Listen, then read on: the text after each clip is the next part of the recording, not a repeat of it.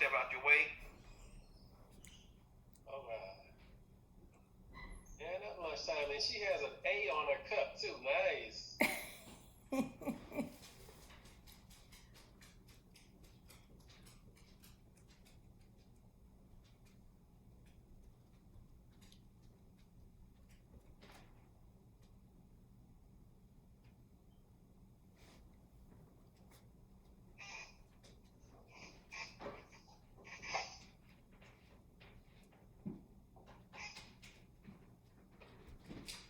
Hello, hello, hello, everyone.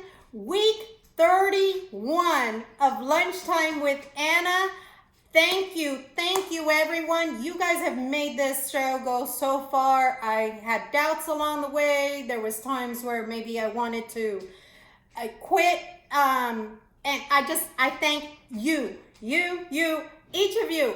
Thank you so much, because without you guys, none of this would be possible. None of the things I have going on right now would be possible for the brand. So thank you, mwah, to each and every one of you guys. As always, before I start my show, I want to make sure everyone is wearing a mask. You wear a mask not for yourself, not for your health. Well, yeah, you wear that as well, but just think of yourself as a walking time bomb towards others. And you just want to make sure that, you know, you don't get other people sick. You're not doing it for you. You're doing it for others, okay? So I wanted to go ahead and also tell you guys should know to wash your hands. I wear gloves. Anybody who sees me out in public knows I wear gloves. Normally have my hands closed. Try not to touch anything because I don't want to get contaminate items or vice versa. You can always watch a YouTube video about what is the proper way to use gloves. And I want to just make a quick remark to everyone. Please, if you guys hear that you don't need to wear masks, let me tell you guys something. I have medical training. As long as I have known medicine, you have to wear protective gear to protect yourself from diseases and protect the other person. So just so you guys know, gloves and masks is the proper way to do it medically. So if it's in the medical world, the proper thing to do, I'm assuming that people would be smart enough to know to wear a mask and wear gloves, or if not, sanitize often out in the public. I'm just saying, a little birdie told me about a debate last night. Well, let's not get into that. We know about that. That was a wreck yesterday. Anyhow, on to today's show. Today's show is gonna be touching in more ways than one. I'm still waiting on my co-host Kira to come in. She might be caught up in something, and that's okay. The show still continues. Greg, I have special guest here, Greg Giles, who is on air, and on the phone I have Bishop Gregory Adams, who is on the phone, and both of them will be touching up on this topic in different ways. Please, you guys, if this is something that touches you in any way, share the stream. If this is something that has happened to you or affected you, please contact me, and maybe we can reach out to different people and maybe find a way to help different men and boys who have been through these situations, because that's the most important when I do these shows. Greg, good afternoon. How are you? Hey, how are you doing, everybody? How you doing, Anna? It's great being here with Lunchtime with Anna. Awesome. This is going to be a very interesting topic today. It is. And for me, this is something that I think is not talked about much. You guys got to think this happens in jails. This happens in prisons. This happens to your sons, cousins, so forth, so on. So, Greg, I'd like for you to start with the best way you know how to tell your story. What is Greg's story? And then we'll go on to ask what it is that you would like out of this. But first, I want to see what's your story, because I know you're limited on time today. Okay. Well, basically, I said my story is that, even the most successful people in life, you never know what they went through to get that, the trauma, the drama, the issues, the tears, the crying, and all of the sacrifices that they made in order to get where they're at.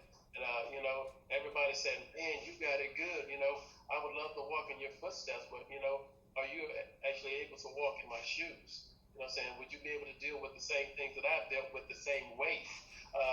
When I was growing up, my mom and my dad got separated, and when I was a young boy, I never really understood why. But it wasn't until I got older that I realized that, he was actually sexually abusing us. Me, my brothers, my sisters, and and with us being kids, we didn't know that what he was doing was bad. We just know that we loved our father. At such a young age, 2 and 3 years old, you don't know what's going on. You're following in everybody's footsteps. Everything is a learning experience for you. So when you find out that the person that you adore the most, that you look up to the most, is actually hurting you, that actually sets you back, for a good bit. So but I just wanted to tell people, that even though as I got older, there were a lot of things that I cried about, that I talked to people about, because of the fact that he was never really there in my life, and I don't understand why, because he had other issues going on. He never made it to any of my baseball games or anything like that, or any of my basketball games, or any of my track and field things, because I was an all-star athlete. I was great. I even did gymnastics. I got gold medals in gymnastics. I was really outstanding, and it's a shame that he never got a chance to actually, see what his son had to offer. But to my thing is that, I didn't let what he did to me affect who I am and who I was going to be. Simply because of the fact that, I look at it like, he has his own demons that he has to deal with. I can't let that be my stopping block or my stop sign to stop me from getting to where I know I'm destined to be. I have to look at this as not necessarily a learned lesson, but an uplifting journey to where I'm going, because of the fact that I know there are other people out there that have dealt with similar issues or the same issues, with them being molested or touched, or being sexually abused as a child. And I think it happens more likely to women than men. Women are more likely to be abused by people that they know, people that are family members, people that you trust. So, that's one thing that when I started raising my kids, I made sure that my eyes were on them all the time while they were in my care, to make sure that didn't happen to them, because of the fact that it's always the ones that are quiet sometimes, that seem like they're great with kids, they're great with kids because they know how to manipulate the situation. So I tell parents, watch your kids, and we have this thing going on now that's really, really bad, the sex trafficking these little kids, and some people, there's so many that are missing, but I know that you can't keep your eye on your kids 24 hours, but please, know where they are, because sometimes parents, they let the kids run rampant. They could go anywhere, to the store, to the mall, or to the friend's house, and they don't know where they're at. They don't even care, just as long as they get back by a certain time. And that's what we messed up at, because of the fact that these other predators know that everybody's not watching their kids, but they're watching your kids when you're not watching your own kids. And that's how they end up coming up missing, or getting raped or getting molested, because of the fact that sometimes we're not being the protectors that we're supposed to. So I tell people, that have been, molested or touched, or, fondled, or whatever one you want to call it, don't let that be the end of your story. Don't let that stop you from achieving your dreams. Don't let, with somebody else's insecurity or failures or desires stop you from reaching your desires as a woman or a man. Because, what God has for us is for us. And sometimes we might want things earlier in life, but sometimes they come right when they need to be. Sometimes our story will be the building blocks that makes the next millionaire because of the fact that we gave him hope, we gave her vision, we gave her, aspirations of that if he could do it, I can do it. So of course that's why I'm always pushing because of the fact that if anybody knows my story, I've always been like the backbone or the person that goes hard whenever things need to be done because I know that sometimes if I don't do it, it won't get done. So simply, what I went through made me a stronger man, a stronger person, and a more inspired person to know that I can achieve a lot of things despite what I've been through. I might not look like what I've been through, but sometimes, I'm saying that, but just the drama alone sometimes haunts you like a bad ghost in the background. So sometimes we don't really, kick that ghost off of our back until we face it head on. Sometimes, we like to sweep stuff up under the rug instead of, looking at it for what it is, it is, a tragedy that, certain things happen, but we can't let it stop us. Absolutely. And Greg, I have a question for you. Just so that the listening audience, there might be a young Greg growing up, or young Greg growing up with his siblings, to then find out later on in life, wow, this whole time I've been getting molested. So, obviously, as a child, if you're brought up in this environment, to you it's normal, it's not anything new, you know? So, what did it take for it to finally click into your head? Wait a minute, this is not normal. I was sexually molested, because that's what it is. Well, it took for me to, when I kept asking my mom about, hey, where's my dad at, because at the time he had been arrested and he had went to prison for the things that he did to us. But it wasn't until I learned that, when I had to meet with all of the detectives and they questioned us and they set us down in rooms by ourselves to see if we were going to tell the same story or was somebody coaching our story and things of that nature. That's when I really realized that, what he was doing wasn't good. And sometimes, because of the fact that you don't know what's right and what's wrong, only what you've been taught what's right and what's wrong. So a lot of times that, like I said, you think it's the norm. So you think there's nothing really wrong with it, but it's not until other people bring it to your attention that it is wrong.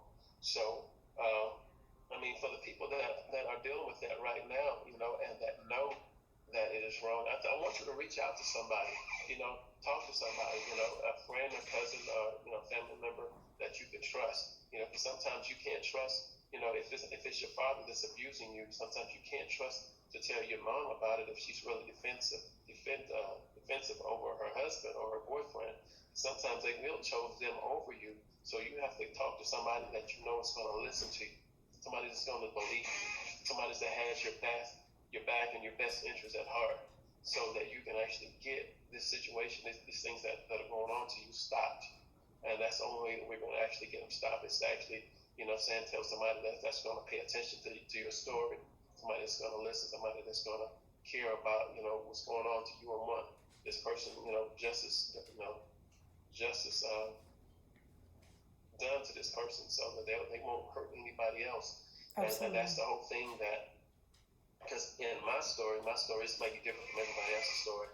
In my story, even though my dad went to prison for what he did, when he got out, it didn't stop. You would think that a person that had gone to prison would actually have changed their ways, changed their thing, the way that they look at life, and turn over a new leaf. But no, I found out that it actually made him worse. He started randomly going out, messing with other kids and stuff. So I wish that they had kept him in there a lot longer so he wouldn't have ruined the lives that he did.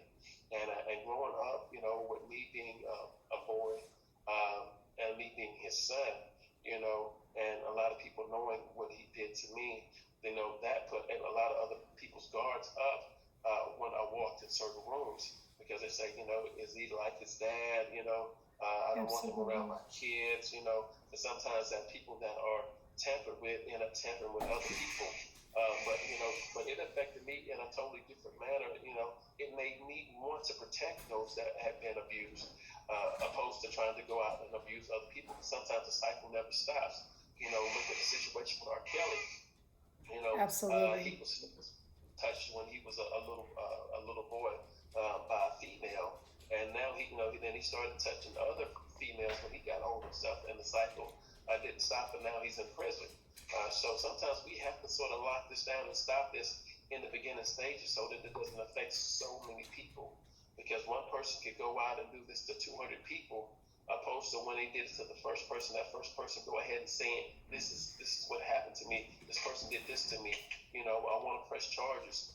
Or even situations where saying it's not the same situation, but for women that are being raped by men, if you go ahead and speak out against that, and let this person know that what they did to you is unacceptable, maybe you can stop it then and there so that they won't hurt anybody else. Or, Absolutely. because, so many people's lives that, have been, totally destroyed by craziness that thoughts that people have in their heads and what they want to do. So, my thing is now is that I heard that California was trying to pass a pedophilia law, saying that pedophilia is just a choice, a lifestyle, a personal preference to who you like to have sex with, and it's kind of funny that when they were trying to pass that law, all of a sudden all of these fires broke out, and I looked at it like this, God isn't pleased with what you're doing. What I'm saying? They gonna set California on fire. What I'm saying? But I look at the whole situation where where people don't necessarily listen to what's right and what's wrong, because it's gonna basically boil down in the end.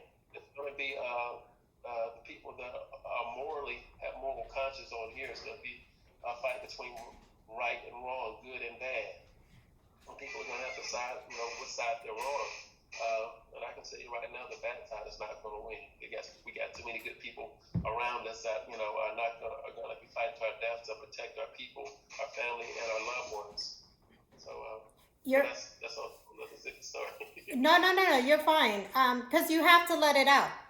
And I will tell you guys something. Even for me, and I know one thing is not anything like the other, but for me, being the survivor of domestic abuse, talking, which was what I have started within the last year, talking about it is the best thing that a person can do.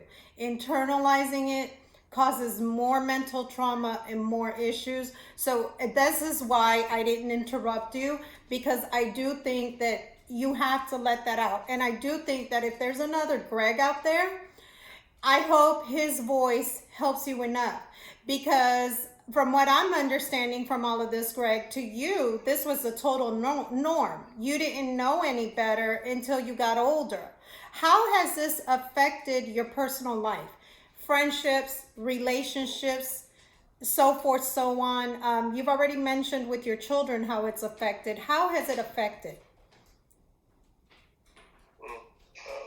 Basically, in my personal life, it hadn't really affected me a whole lot since I've been an adult, because I don't really talk about it a whole lot. Not too many people actually know what happened to me as a child, because of the fact that I don't wear that on my sleeve where people can actually see it. I just let my life, my deeds, and things that I do for people on a daily basis be what inspire them. I like coming on shows like this so that people can know that that might think that he's living like this, he's doing that, that he I know he didn't have anything like that happen to him. But yes, indeed, a lot of people in the entertainment industry have had certain things to happen to them, but it didn't stop them. Absolutely. They dealt with the issues. They talked to people, and they learned to grow from it. It's like turning a negative into a positive. It's almost like that. That's the situation when they say let your haters be your motivators. The people that did things to you, take all of that negative and turn it into positive. Take your experience and go talk to other people that have been going through trauma and dealing with that. Be a motivational speaker. Be a big brother, a big sister to kids that need somebody who understands the situation and can help them come out of their shell. Because a lot of people go hide their face and go down on the ground like an ostrich. But it's not time to actually hide your face. It's time to actually stick your chest out.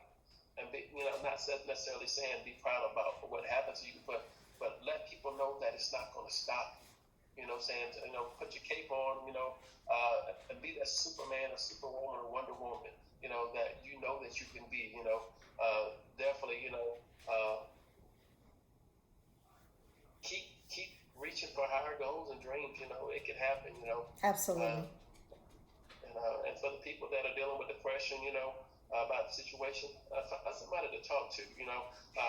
There are a lot of people out there, social workers and people that if there's nobody that as far as family members that you can actually talk to, see a counselor person or a psychiatrist. They're really good because of the fact that until you release that and let it out, it's going to be bundled up inside of you like a ball, and sometimes you're going to be angry for no reason, and you're not going to know, and you're going to take it out on people that you love for no Absolutely. reason. So that's something that I know you don't want to happen. So just know that if this has happened to you, that it wasn't your fault. But what I'm saying, but this is something that you cannot let stop you from achieving your goals and your dreams in life. Absolutely. Greg, I have Kira online. And Bishop, I do know you're still online. It's just that I know that Greg is very limited on time, so I'm calling on you right next. Give me a few more minutes. Kira, how are you doing today? Hello, how are you? I just have one question right now. What would you tell a younger you? That's for you, Greg. Okay. I would tell a younger me, don't take everything so personal. Because when I was a young kid, I took everything personal. All of the setbacks and things that, as far as because I held him on a pedestal, and so a lot of times I went over and beyond to show him that I could be great, and so that he would take interest in me and the things that I did. And he always made empty promises. I'll be there. I promise I'm gonna be there. I'm gonna watch you. And he never showed up. And I took that personal. And that's the one thing that I would tell my younger self. Don't take it personal because for him it wasn't that serious. And I think that I could have came out of my shell per se a lot sooner, but because of the fact that I was letting that situation get the best of me. I was outstanding. I was so-called quote unquote popular. I was a class clown. I did a lot of stuff for attention. And if you know about certain people and personalities, a lot of times when you're not getting it. Did we lose Greg?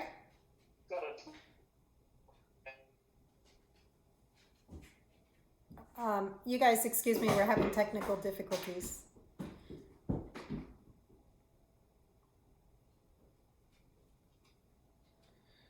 Say will simply be just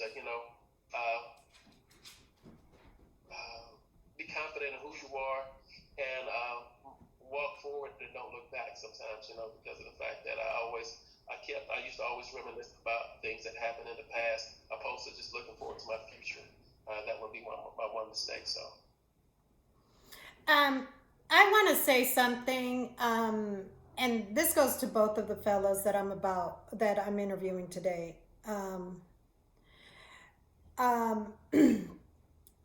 I really admire the both of you. Greg knows that on a personal level, I have a true admiration for him as a friend and as my brother in Christ. Let me tell you guys something. When you talk about a loyal friend, he is one, you know, and that means so much to me. And I just, Greg, especially, you know, because I'm currently interviewing you. Thank you for just being just the outstanding soul that you are. Although your father did that ugly thing to you, but like I always say, at the end of the day, all of this is spiritual, right? So I'm sure you have realized with age, he has his own demons that he's had to fight with.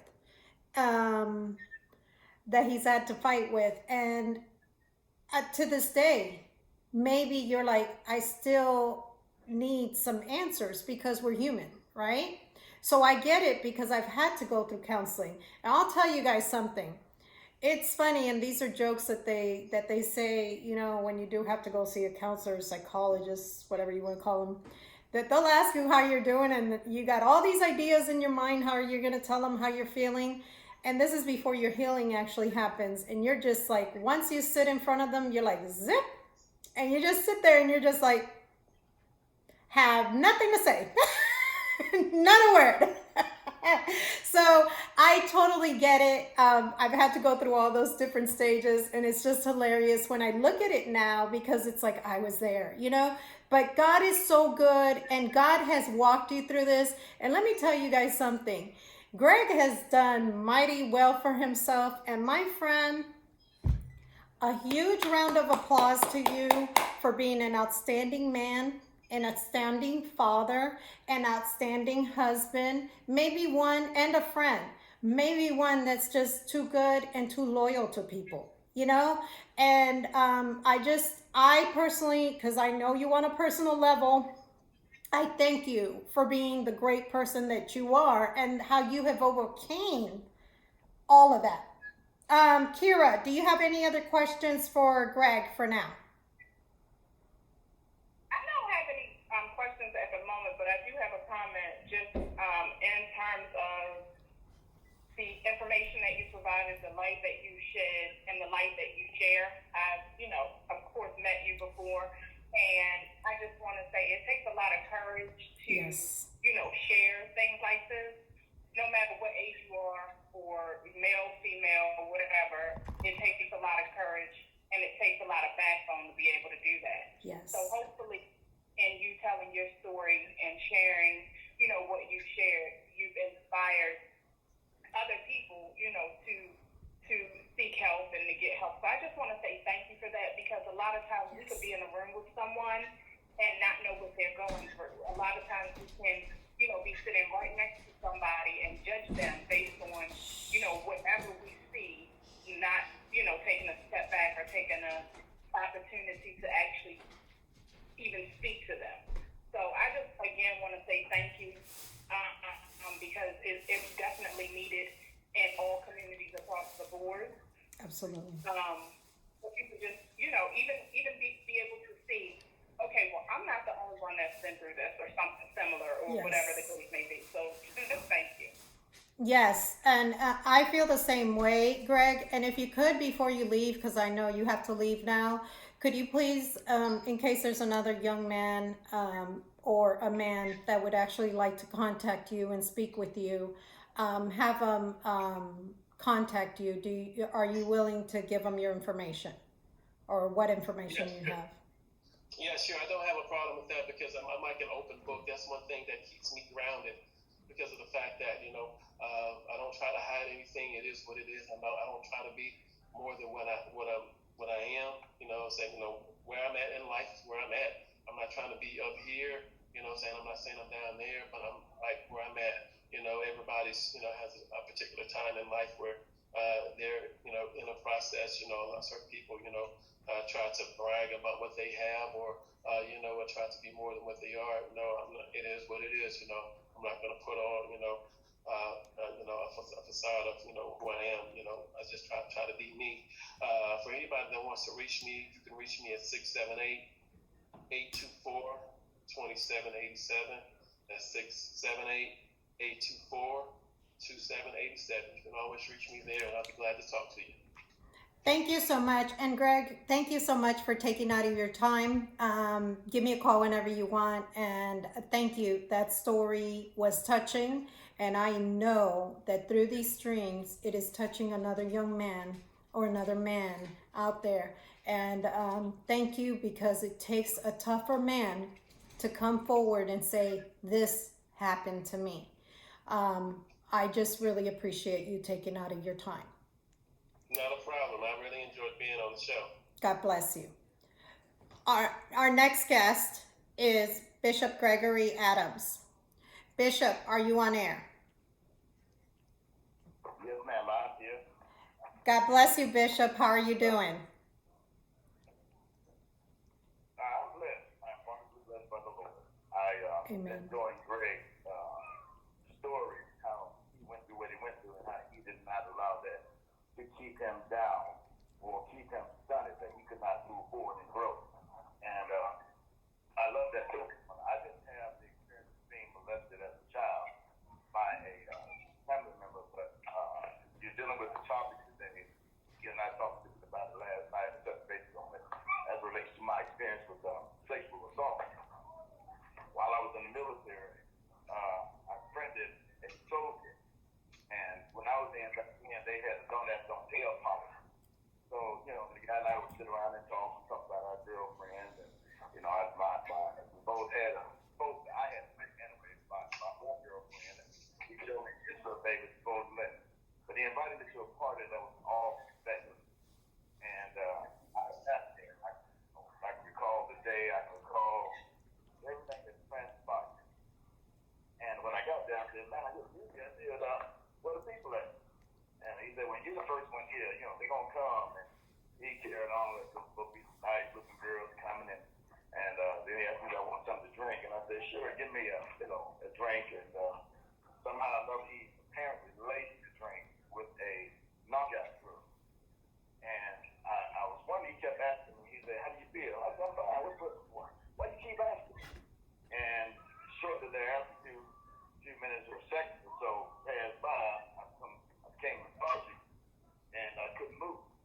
So whatever he gave, it paralyzed me to the extent that he, at that point, then took advantage of me. Now, what people don't understand, and this is another story that any man or woman likes to tell when they become a victim of sexual assault. There is a lot of guilt, there's a lot of shame. We blame ourselves for how I allow myself to become a victim. And that becomes very dramatic. So during that time, being in the military, being young, I didn't know choose my report. I didn't want nobody to know what happened. So I took the ball again. I got married. I rushed into a marriage. At the time, I was not quite ready for a marriage, but I had to validate myself as a man. So, I went on and got married. Then getting married, I became addicted to alcohol. Alcohol was my drug of choice. So, Bishop, just, and I'm sorry I'm kind of interrupting you because there was a lot that was said. You go to what it's supposed to be a party. You get, once you get to the party, you think there's guests coming, especially women, because you're young, you're a military guy. I know how it is. My dad was military, so I grew up in the lifestyle. I get it. So you're thinking you're going to see a whole bunch of beautiful honeys, and no honeys ever show up. Your drink was laced with, I could imagine, GHB or something like that, what they call the date rape drug. You get taken advantage of. Then all this time you never sought any type of mental help, I'm sure, because of your embarrassment. Is it fair to say that? Yeah, that's correct. I was embarrassed. I never wanted to say anything. And I wanted to move forward with my life.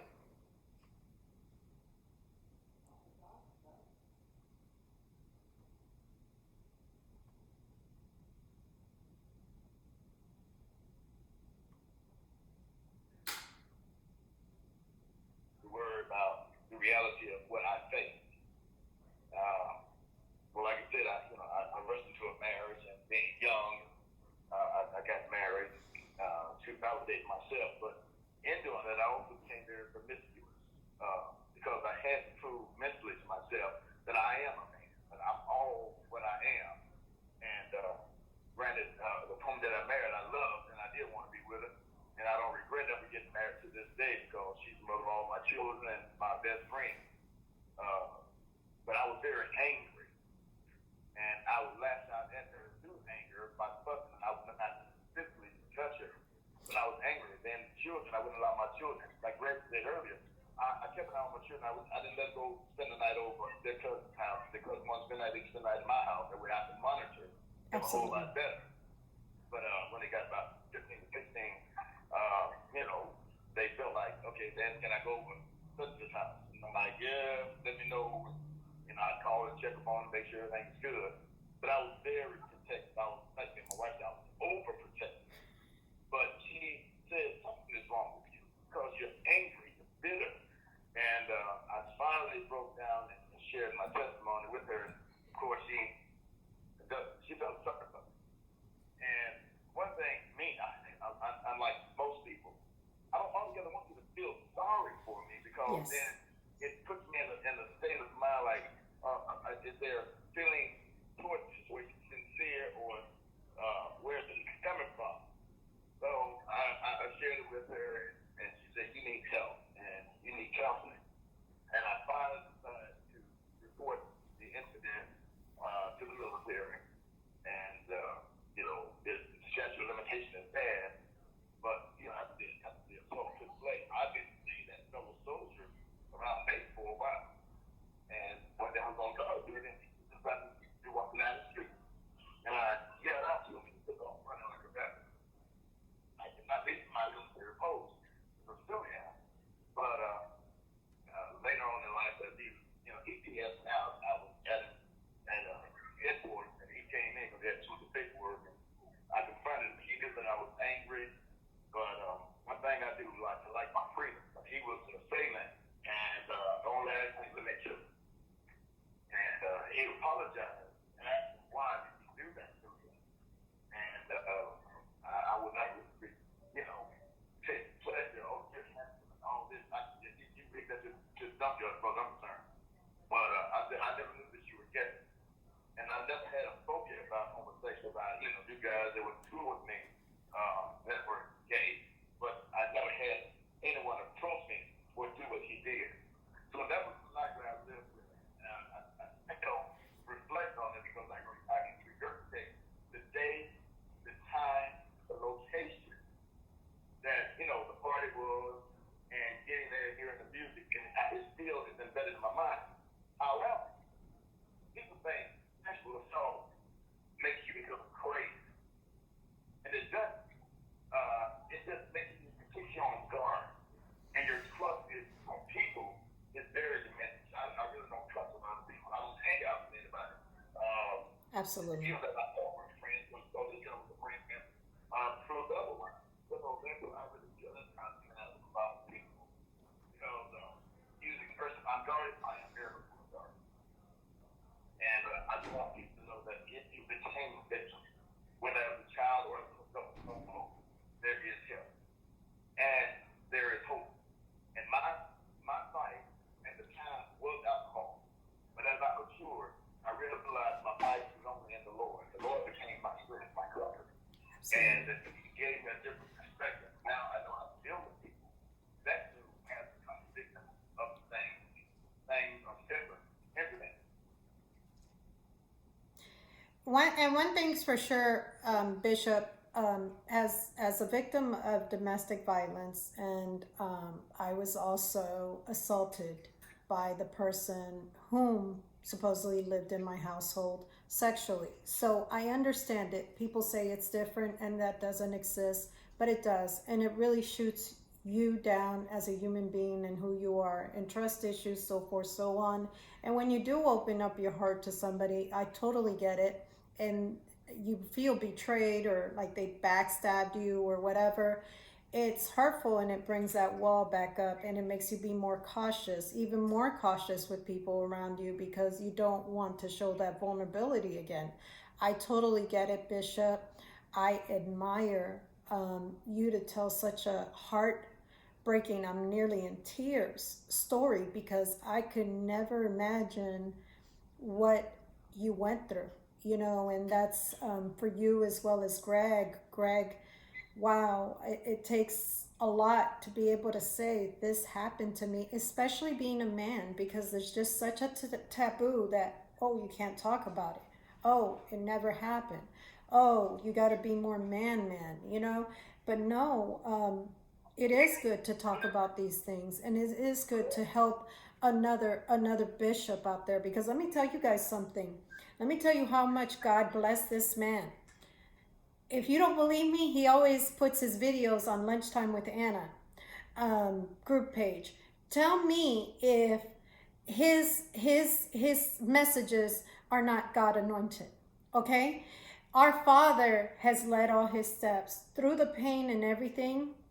And your wife is amazing to have it walked you through all of this and been able to, for you to be able to have that relationship to say, I this happened to me, and for her to be so understanding, because some women aren't like that. Some women look at that a whole different way and will pull all kinds of other things out of the story to make it look like this is something that you wanted. And I just really have to tell you, I admire your story. It's just like, wow, heartbreaking. But at the same time, same thing as with Greg, you persevered through everything. You probably just did yourself some self-harm, because that would make sense to me. I have to prove to myself I am a man, because how did I let myself be this vulnerable and be this weak for some other man to take advantage of me? And you did nothing wrong, Bishop. And I'm sure you know this by now. You did nothing wrong. Kira, are you on air? Yes. Excuse me. Yes. I just wanted to know, because I know you're on there, and you can interrupt if you'd like, because I know you weren't able to come on screen because of your internet. But if you'd like, I'm having internet issues here in my household too.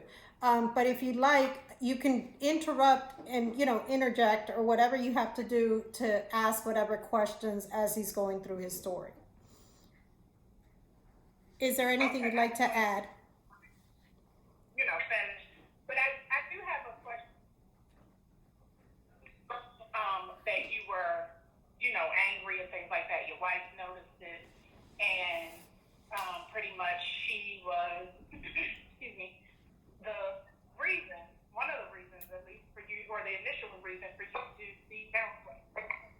So I wanted to ask, have you, I'm sure you guys have, had that conversation on how it specifically affected her, as far as your behavior, one, and two, did you just go to counseling, or did you and your wife go, or did you do family counseling? Well, again, my wife was a strong support for me through this. They offered counseling for my wife and I together, but I had to get past whatever issues that I was dealing with. My drinking and my abusive verbiage was a little bit more than what my wife handled, so she made several statements to me that I need to get help, and if I keep drinking, she was going to leave me. She identified how angry I was. She was trying to figure out why was I so angry or bitter, and that's how I ended up playing her. And it did not make me feel good to tell the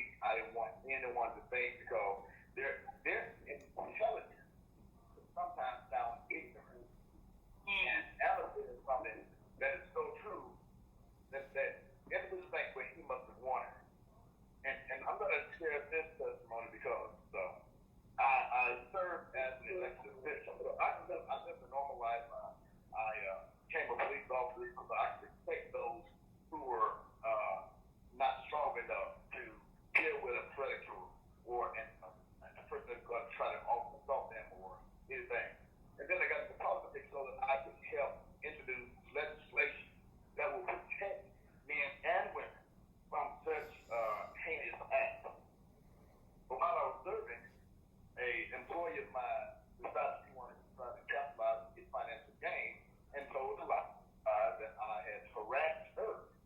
And I said, that's a lie from the fifth deal. And so that took me back into the mindset, oh man, I'm being raped again. I'm being victimized again from someone who is trying to exploit me, trying to put wealth in the game. And one of my colleagues asked, do I like women? And I'm like, what? I'm a married man. I love my wife, but yes, I am attracted to women, not to men. In spite of the circumstance of the situation, I was a victim. I was not a willing participant. I was drugged and taken advantage of while serving in the military. And one of the things that really upset me at the time is that they had a don't ask, don't tell policy. If you're gay, you keep it to yourself. Yes. Yes. But if we knew, or if I had known this person's behavior, not that I would ostracize myself from him, but I would be on the alert or aware. But then I didn't know, and he portrayed this type of image. But the reality was, he was gay, he was attracted to me, and he wanted me. So to get me there and to drug me is a problem. That's why if I go to an event, I'm always careful about whoever gets me something to drink. I prefer to have a pen or a bottle and let me be the one to open it. Absolutely. It's going to be a soda or something of that nature. I don't like to go anywhere and let anybody fix anything too much for me because you never know what someone's going to do. And I'm not trying to frighten anyone. I'm talking about me. Right. I'm talking about me and my life. I totally understand that part. I've, always even, shared and told my kids some of the same things that you shared with yours and told yours the practices in terms of, when you go out.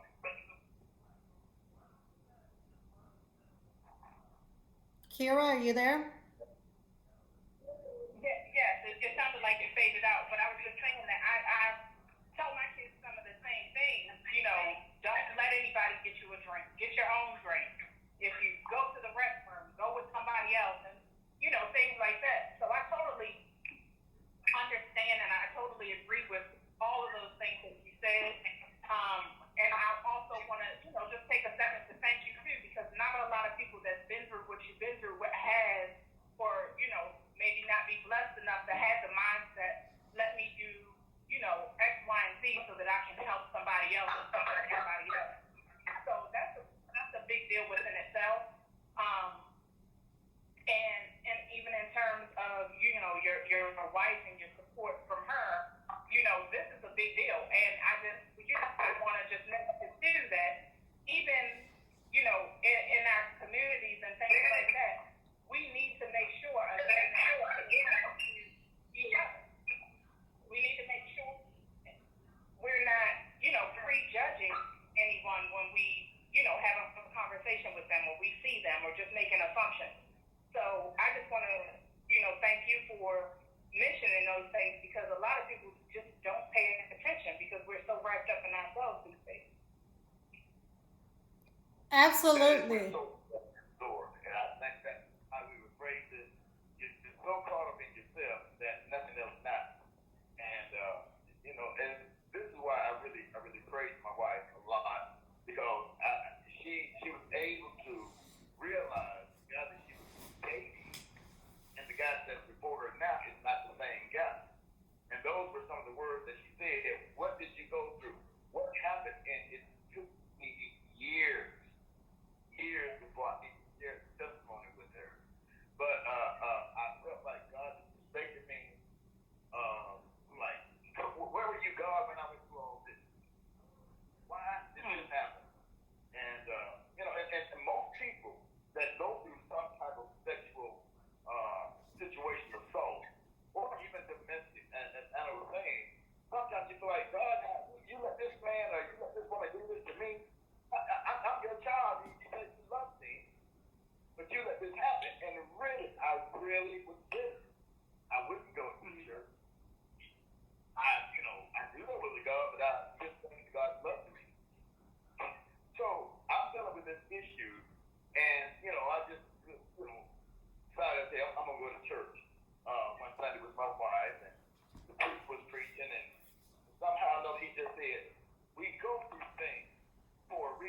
And he started talking about Job. Then he went to talking about Job. And all the perils that they went through. Absolutely. And then it came to me, we watched from suffering. But our suffering allowed someone else to grow and live. And that's when I really started getting more in tune to the church, to the Lord. And during that time, and I was, because my wife said she's going to leave me, I slowed down drinking because I was what I call functioning alcoholic. I could drive, I could walk to bed, I could tell you a whole story without missing a beat because I drunk so much my body had become immune to the liquor, regardless of whatever bruise it was. I was just, that's how I drank. And as we move forward, that's God began to start using me a little bit more. But I still went to counseling. I still sought help outside of the church. Because there's only so much that the church can do and say. So therefore, it's always good to get other avenues that you can receive extra strength. And to him or her that feel like, okay, the church is all I need. Well, thank God for that too. Thank God for you.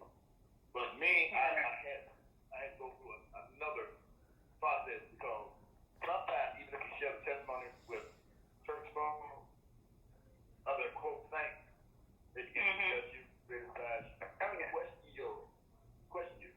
That's why you sometimes have to go outside of the four walls that you're accustomed to living and dealing with and deal with an outside source.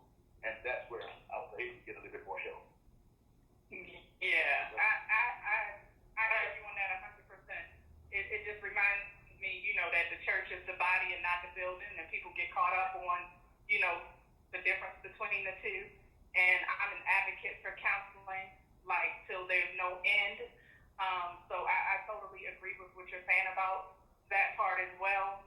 And, God saved you for a purpose greater than what you thought. He saves all of us for a purpose. It's just up to us whether we choose to live in and walk in it and, do what we need to do and what he tells us to do. So thank you for being obedient. Yeah, and I thank you for that compliment. And that's something that my wife said. Little did you know that you would be the vice bishop of an entire organization that's international. I traveled the world ministering the gospel of Christ, doing my best to try to help convert them to serve the Lord. Because everything else is going to fail, everything else is going to pass. Absolutely. God gave me some strength, he gave me some understanding, he gave me some joy, and to this very day, I forgave my Satan first now. Oh, God have mercy. But to this day, what was, what is, what's going to be, what's going to be. Greg said something that's real good. What you see standing before you today is not what I've gone through. If you've only known what I've gone through, it's where I am today. You would know and realize that there is a God. Amen. And God will give us strength to stand and to move and have our being. But if you would look at me and saw me years ago, and that's why, I think Anna Dirk said, if somebody had told me I was going to be a preacher, I probably would have cut them out. Yeah. I always say God took me a different grade, and he made an amazing grade. I was lost, but now I was blind, but now I see. God, you didn't get me started. Keep on. Amen. Amen. Because you know what? And my story is very similar, as I'm sure Kira's story is very similar. Only he was the one that was able, and people wonder why my faith is so strong. Only he was the one that was able to pull me away from a lot of my thoughts. The story is just like, I'm just wowed at the beautiful wife. I mean, and I have to do this. Round of applause to Mrs. Adams, because let me tell you something. It takes a good woman. It takes a Christian woman to support her husband and guide him to the right steps. Because I know so many other women that would do things so different. But that's what it takes. For you to be done like that. How many women do we not know? We saw a live where a woman was getting raped here at a club in Atlanta. this was actually recorded because she was having problems with her husband. Somebody put something in her drink. The guy is raping her on the dance floor. Not one person stood in between. Not one person did anything. And this is the type of thing that happens. Okay, so it does happen. And just to think, we're talking about men, but to think that someone would take advantage of someone in that way, Greg, it's just unbelievable. Now, I know you do have an organization, which I do before we get off air. I do want you, if you could right now, talk about your organization, talk about what it is about, and how you and your wife have built this organization and helped other men around and or children. So the organization, real mentoring is designed to assist and help young people that may be going through situations. We're registered with the Secretary of State, and it's a program that my oldest son, who is a doctor, he graduated from Wise School of Medicine, he has a PhD, and he works in Washington, D.C. at NIH with Dr. Fauci. But we Amen. Yes, so that we can help steer these young men and women in the path of right, because everything else is pulling them away from having structure and standards. So we sacrifice our time to help them along the way. We are not for profit. We do take donations, but we don't require the young people to pay anything to be a part of our group. We have mentored so many that have graduated from high school and gone on to college. Some have gone to trade school, taking a trade. Some have gone into the military. But I always look at it like this. It takes that service, and I'm a part of this business. And I want to help steer these young men and young women in the path of rightness because they're young and tender branches, trees growing up. And I want them to grow up straight. And I was telling them, what you do will tell on you in the end.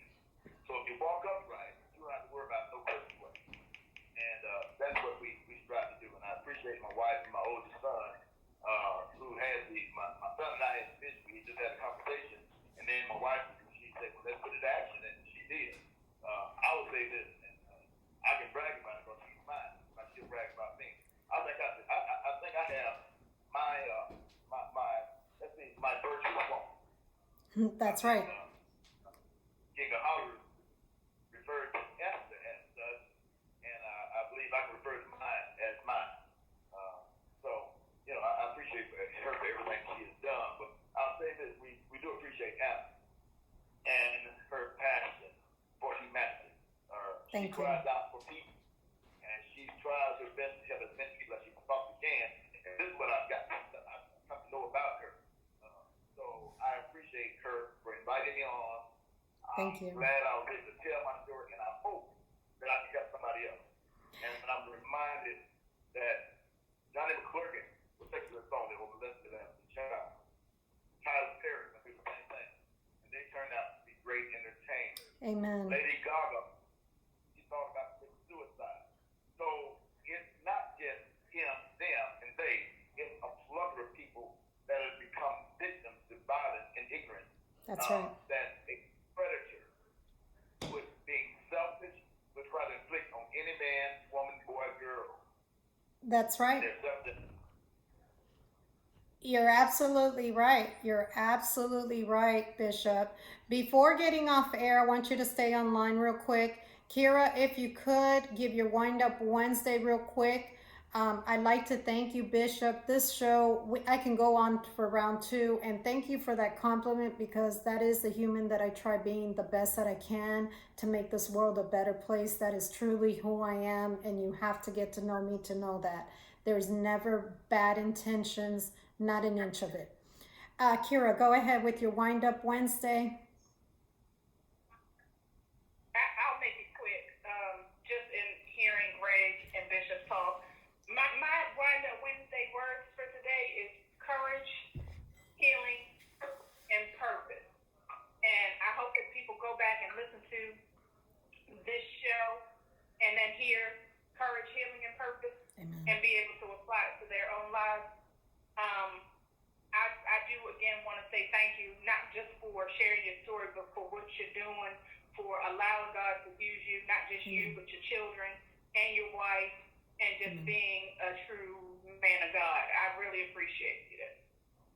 And one more thing, Bishop, if you could give the name of your organization and how you can be reached. Kira, thank you for that.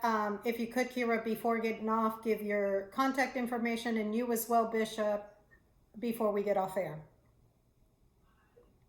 Okay, you guys know you can reach me Instagram, I am Kira Devon, or my website, kiradevon.com.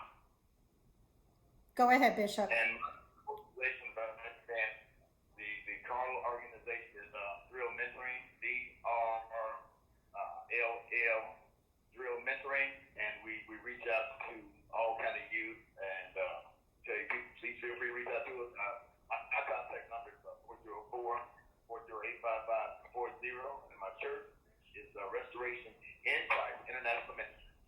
So always feel free to reach out. I wanted to thank you, Bishop, and thank Greg Giles, and also thank you, Kira, for taking out of your Wednesday to come on my show, because I know you usually just do that segment. This has been an outstanding show. Please share it with somebody, because this is what it's about. I don't care about anything else. All I care about is saving somebody. If you would like to make a donation, make it to his organization, because it's going to good cause, and it's going to a good place, and it's going to help other people. God bless each and every one of you guys. I will see you guys next Wednesday, same time. And God bless each and every one of you guys. Love you guys. Next week. Ciao.